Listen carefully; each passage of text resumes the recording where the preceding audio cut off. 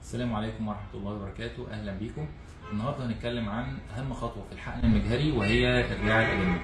إرجاع الأجنة هو يعتبر أهم خطوة في الحقن المجهري، يعني السيدة ممكن تكون مكلفة ماديا كتير ودافعة فلوس كتير وفي الآخر يفشل الحقن المجهري عشان أهم خطوة فيه وهي إرجاع الأجنة، وده الفينش بتاع الموضوع. الصورة اللي معانا دلوقتي دي الأسود ده المثانة، والجزء الرصاصي ده هي عضلة الرحم، والدايره البيضاء اللي جوه دي هي الاجنه، اللي هي النقطه البيضاء اللي جواها دي الاجنه، ومحطوطه يعتبر في افضل مكان في طنط الرحم ما بين سنتي ونص ل 2 سنتي من سقف الرحم.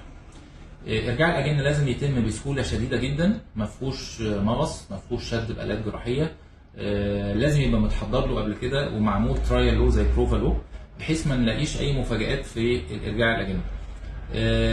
ارجاع الاجنه طبعا بيعتمد على خبره الدكتور، كل ما خبره الدكتور تزيد كل ما يبقى اسهل وكل ما فرصه النجاح تزيد. في نهايه الفيديو بتاعنا بنقول لكم ربنا يكرمكم ان شاء الله، والسلام عليكم ورحمه الله وبركاته.